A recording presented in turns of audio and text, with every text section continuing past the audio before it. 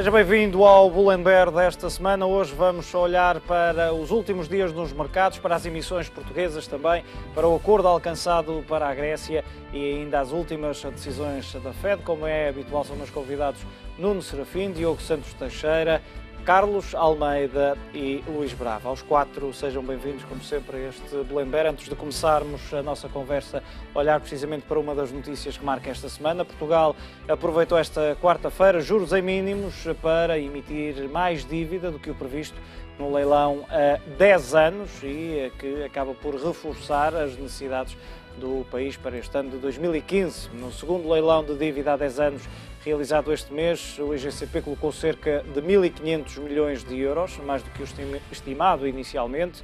O montante máximo indicativo era de 1.200 milhões.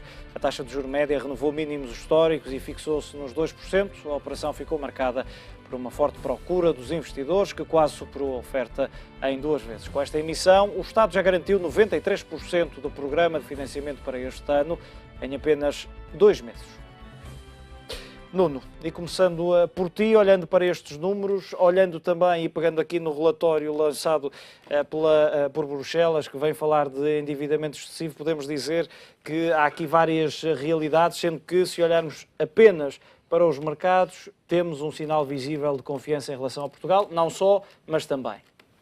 Não, e sim, efetivamente, existe alguma discrepância entre a realidade e os fundamentais e entre aquilo que os mercados nos mostram. Obviamente que o contexto é um contexto muito positivo, onde existe muita liquidez, onde existe um grande apetite por procura de rendimento e apesar de Portugal estar, apesar disto ser quase contraditória, a primeira vez que Portugal limita 10 anos com uma taxa de 2%, que é uma taxa super baixa em termos históricos, a verdade é que isto em termos globais ainda é algum rendimento, porque a alternativa são rendimentos marginais, acima do zero ou até negativos, no caso das emissões e dos países core da Europa.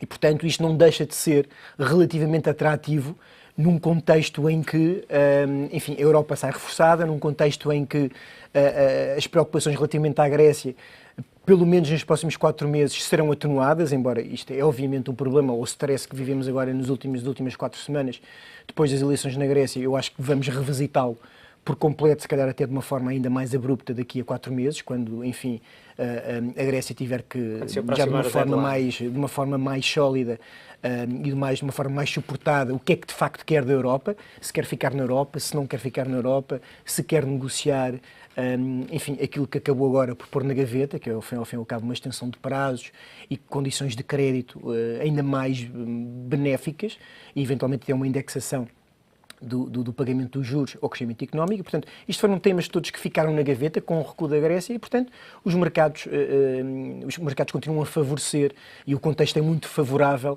a emissões e a emitentes como Portugal, que apesar de, enfim, ainda terem problemas de finanças públicas e problemas de sustentabilidade da dívida pública face ao PIB ainda bastante evidentes, a verdade é que estão, de certa forma, atenuados pelo contexto, pela grande liquidez que existe no mercado e também pelo programa de expansão monetária não convencional que o Banco Central Europeu decidiu abraçar e, portanto, isto vai continuar a ser benéfico. Precisamente ao Diogo, também é porque estamos apenas alguns dias, em março arranca o quantitative easing do BCE, por isso também este é um fator importante e que tem contribuído, e como dizia há pouco ao Nuno, não apenas para o aliviar das pressões sobre a dívida portuguesa, mas sobre a generalidade dos países da zona euro.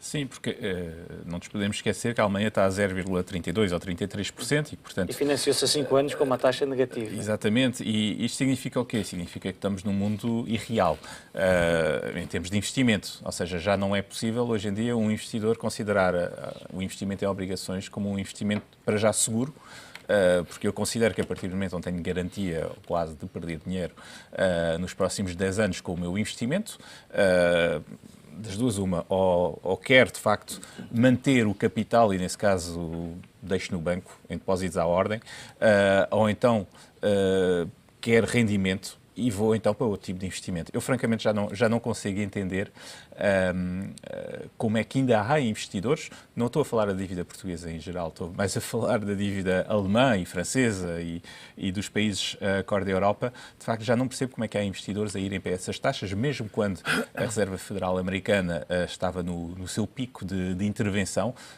as taxas americanas nunca chegaram a esses níveis. E, portanto, aliás, a semana passada, Portugal chegou mesmo a ter as taxas a 10 anos abaixo do valor das taxas dos Estados Unidos. Que foi também aqui. É provável que continuemos a ir neste sentido, ou seja, de uma descida das taxas portuguesas a converger para as taxas core da Europa, portanto, a converger para zero, o que significa que vamos ter que alterar também, talvez, um bocadinho os nossos hábitos enquanto investidores, enquanto os aforradores, para nos adaptarem a essa nova realidade, uma realidade de taxas zero. Já há outros países que viveram isso, como é o caso do Japão, nomeadamente, durante já há algumas décadas. É preciso ver que não é, de facto, sustentável continuar a poupar da mesma forma que poupámos até agora. Portanto, é preciso olhar para o investimento com novos olhos, olhar para onde é que eu quero pôr o meu património, se é a render, ou se é estar perto de mim, basicamente, debaixo da cama. Debaixo do colchão. Carlos, e se do lado dos investidores o cenário é este, do lado do Tesouro Português e do Governo, podemos dizer que o cenário não podia ser melhor? Sim, claramente, com um financiamento de 2% a 10 anos, nunca antes tínhamos conseguido esses níveis de taxas, mas também é preciso realçar que a própria Irlanda, esta semana, 10 anos, atingiu 1%, ou abaixo de 1%. É aqui um fenómeno generalizado que estamos a assistir, essencialmente nos países que sofreram essa assistência financeira. Mas para Portugal é uma boa notícia, porque os nossos componentes de refinanciamento, e mais para mais numa altura em que Portugal está a iniciar todos os procedimentos para reembolsar antecipadamente o empréstimo do FMI, é uma boa notícia para Portugal, porque a sua estrutura de custos financeiros vai baixar, porque vai ser substituída, ou tenderá a ser substituída, por taxas de juros mais baixas, e inclusive conseguimos alargar as maturidades, colocando menos pressão para os próximos 5 anos, que era essencialmente onde nós tínhamos a grande pressão do reembolso do empréstimo do FMI, podemos alargar para períodos de 7, 10 e inclusive 15 anos, no sentido de termos lógicas de taxas de juros mais baixas, e isto é um pouco a realocação da estrutura de dívida que Portugal necessita de fazer nesta altura, e é beneficiar, e é preciso ver que o BCE ainda não começou a comprar a dívida. Portanto, estamos ainda na espuma. Ainda estamos estamos quase na pré-aquisição e já estamos a este nível. Significa que há aqui um grande ímpeto e todos os investidores, a generalidade dos investidores, e assistimos com este mesmo leilão, o forte interesse, e daí também o aumento que Portugal fez, o forte interesse que houve, de forma a aproveitar já este mesmo movimento que tenderá nos próximos, diria, 5, 6 meses, a dar aqui algum suporte, caso não haja qualquer tipo de distúrbios. Uma queda do valor dos juros exigidos bastante significativa. Eu trouxe aqui alguns números. Por exemplo, em novembro do ano passado, portanto, final do ano, Portugal pagou, na mesma maturidade, 3,18%. Se recuarmos apenas a meados deste mês, dia 11 de fevereiro, Portugal pagou um bocadinho mais de 2,5%. Um caso concreto. Portugal fez aquela emissão há 30 anos, a emissão 2045, que foi 4%, em que emitiu, os investidores que adquiriram aquela obrigação adquiriram ao valor, a 100% do valor nominal. Neste momento, passado sensivelmente um mês e meio, essa obrigação já valorizou mais de 20%. Pronto, este é um sinal claro daquilo que tem sido o apetite dos investidores por este tipo de ativos, ao mesmo tempo que também há aqui um fenómeno também positivo, nomeadamente para a economia portuguesa. Ainda hoje temos um Banco Internacional a rever em alta as estimativas de crescimento da economia portuguesa de 1,7 para 1,9. Vamos ver para a semana o que é que o BCE vai apontar em termos de revisões de taxas de crescimento. Pelo menos algum discurso desta semana pode apontar algumas notícias positivas em termos de revisão em alta, ou pelo menos um discurso diferente daquele que tinha sido o discurso de dezembro, mas é também aqui um sinal positivo para Portugal, de forma a conseguir diminuir aquilo que é o seu grande problema, que é o problema da dívida, mas isto é tão relevante quanto as próprias empresas, as próprias famílias conseguirem também recuperar dessa mesma descida das taxas de juros que neste momento estamos a assistir na dívida pública. É certo que há aqui um fator tempo importante que demora muitas vezes 3, 6 meses a ser traduzido na prática para as empresas e para as famílias, mas vamos aguardar com alguma expectativa, mas para já os sinais são animadores, quer na componente da dívida pública, quer também na componente de risco, como vimos no mercado de ações português. Luís, até onde é que pode descer a dívida portuguesa, se é que vai manter-se? A expectativa parece ir nesse caminho, ou seja, as yield vão continuar a cair nos próximos meses e principalmente a partir de março, que é quando se inicia o programa do BCE? O que é normal é que as emissões acompanhem uma tendência de normalização face àquilo que era o habitual, se calhar aqui há uns anos. Mas gostava de voltar um bocadinho atrás só para dizer o seguinte. Acho que houve aqui várias fases no que diz respeito à normalização dos prémios de risco pedidos pela dívida portuguesa. Houve aquela primeira fase muito complexa, onde obviamente foi preciso reganhar o acesso ao mercado, portanto onde havia uma forte incerteza no que diz respeito ao sistema financeiro. Tivemos depois a segunda fase, após o acesso ao mercado, onde depois também tivemos o percalço do BES, mas que já era uma fase daquilo que o Carlos dizia, da reconstrução das maturidades da dívida, de construir, digamos assim, o edifício. E agora estamos a entrar naquela terceira fase, diria eu, que tem a ver com a consolidação do projeto europeu, onde, por exemplo, para os preços, para os valores da dívida, também é muito importante aquilo que vai acontecer em termos de política europeia, não apenas no que diz respeito ao programa do Banco Central Europeu, mas também aquilo que é a construção do edifício do tal governação económica europeia. Eu diria que poderá haver aqui, eventualmente, apenas um fator adicional, que é tentar perceber se no âmbito daquilo que nós vimos, e aqui lá está, a Europa, recordo, é um projeto político, por isso há de sempre ter aqui como fator de risco aquilo que são as decisões dos seus agentes políticos e este caminho mais truculento, às vezes, que vai... Trocando por miúdos a divergência de ideias, de ideais... Sim, mas parece-me que já há aqui uma coisa substancial que parece evidente depois deste episódio do que se passou com a Grécia, não é? Não existe, já se começa a perceber mais ou menos quais são qual é que é a Europa com que se pode contar para os próximos anos. E o mais que eu julgo que pode aparecer aqui é eventualmente ou seja, onde parece que a Europa está disposta a ir, pelo menos o setor oficial, tem a ver com o rescalamento das maturidades e eventualmente taxas de juros. Portanto, aí pode eventualmente aparecer uma surpresa favorável para economias como a portuguesa ou como a irlandesa, porque obviamente se há coisas que podem acabar por ser negociadas para a Grécia, isso pode vir a ser falado na questão do debate dos excedentes primários, que foi aquilo que ficou de lado neste acordo com o Syriza, pode também acabar por ser exigido por Portugal e por Irlanda, por exemplo, no âmbito de uma espécie de reajuste dos seus escalonamentos. Mas, tirando para fora isso, em termos, e respondendo mais diretamente àquilo que tinhas dito inicialmente, eu julgo que as emissões de dívida portuguesa tenderão, tendencialmente e tentativamente, para fazer aquilo que no mercado, cada vez mais que a Europa fizer, a menos que exista um grande retrocesso naquilo que é as reformas, e não me parece que em Portugal, apesar de termos eleições este ano, seja quem ganhar, não me parece que vá sair um governo que seja contra as ideias do euro, que é neste momento aquilo que pode fazer perigar, como nós vimos no caso da Grécia, onde apenas a eleição, e mesmo com a eleição de um governo anti-euro, ou digamos, ou mais cético relativamente ao euro, mesmo assim as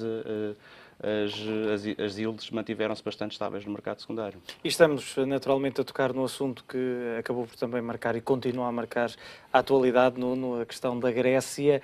E eu via, e é curioso porque o Luís estava agora a dizer que se percebeu com que Europa se pode contar, mas a verdade é que aquilo a que se tem assistido é um conjunto de declarações completamente divergentes, eu diria. Eu, pelo menos como espectador de todo este este filme, esta negociação, é isso que sinto, porque por um lado tivemos este acordo alcançado já depois da hora ou do tempo, e depois tivemos Wolfgang Schäuble a dar uma entrevista a uma rádio alemã, novamente a dar aqui uma posição mais radical na defesa dos interesses do euro, e tivemos Varoufakis e Tsipras a falarem internamente para o povo helénico, dizendo que não vão ceder à Troika, já depois deste acordo, e dizendo concretamente que, no caso das... Estou aqui a consultar a minha cábula, porque também estava há pouco a ver essa entrevista, a dizer que o governo grego não vai ceder às pressões da Troika, não vai aumentar IVA, não vai despedir funcionários públicos, nem cortar salários ou pensões. A questão que eu pergunto depois deste acordo inicial,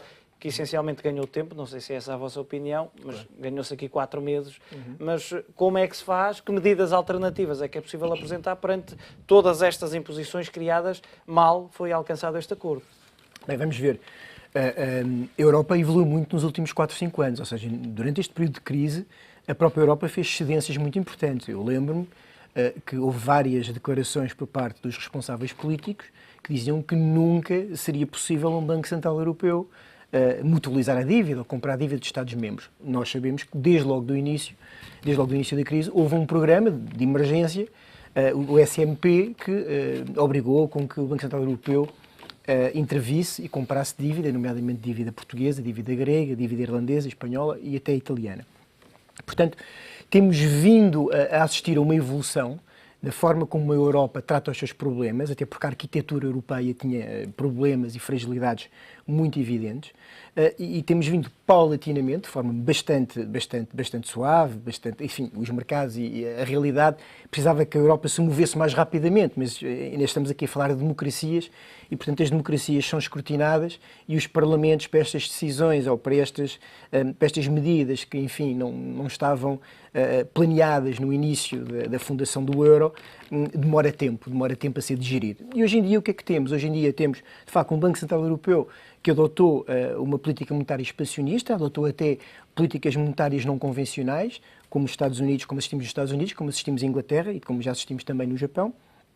E também, de certa forma, já estamos a entrar num caminho que era muito, eu lembro no início da crise, falava-se muito na mutualização da dívida. A verdade é que já existe de forma indireta vários mecanismos de mutualização da dívida.